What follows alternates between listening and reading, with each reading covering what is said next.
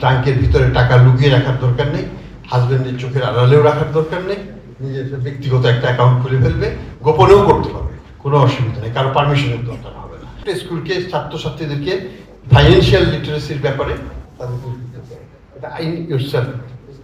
Secondly যেটা দিয়েছি যে প্রতিটা নতুন এজেন্ট ব্যাংকিং 50% অন্তত মেয়ে দিতে হবে, যাতে তারা প্রত্যন্ত গ্রামের ঘরে পাকঘরে বা বেডরুমে গিয়ে মহিলাদেরকে, সে ছেলের বউ হোক বা শাশুড়ি হোক, তাদেরকে ব্যাংকিং খাতের সাথে সম্পৃক্ত করে ফেলতে পারে। তাদের আঁচলের মধ্যে বা সেই ট্রাঙ্কের ভিতরে টাকা লুকিয়ে রাখার দরকার নেই, হাজবেন্ডের চোখের আড়ালেও রাখার দরকার নেই, নিজের ব্যক্তিগত একটা অ্যাকাউন্ট খুলে ফেলবে, গোপনেও করতে পারবে, কোনো অসুবিধা নেই, কারো পারমিশনের দরকার হবে না।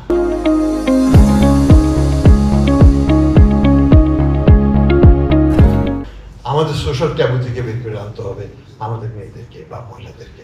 তো এই জায়গাগুলোতে আমি মনে করি যে অনেক কিছু করার আছে, সামাজিক পরিবর্তনে অনেক সহায়ক ভূমিকা রাখবে।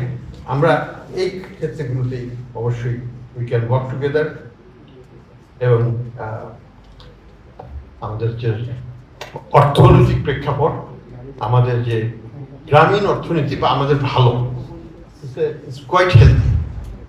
এখানে হেলদি হওয়ার কারণ হচ্ছে যে ফসলের উৎপাদন ভালোই হয়েছে, দাম ভালো পাচ্ছে, রেমিটেন্সের প্রবাহ সর্বোচ্চ, এবং রেমিটেন্সের দাম, ডলারের দামও নেই, ফলে গ্রামীণ অর্থনীতি কিন্তু চাকা, সেখানে কোনো সমস্যা নেই। সেই জায়গাটাতে সবাইকে যেতে হবে, সেই জায়গাটা প্রোডাক্টিভিটি আরও বাড়াতে হবে, সেই লক্ষ্যে আমরা কাজ করবো। Financial inclusion, financial literacy, all of this and cashless transactions, payment systems will be central to that development process. ধন্যবাদ।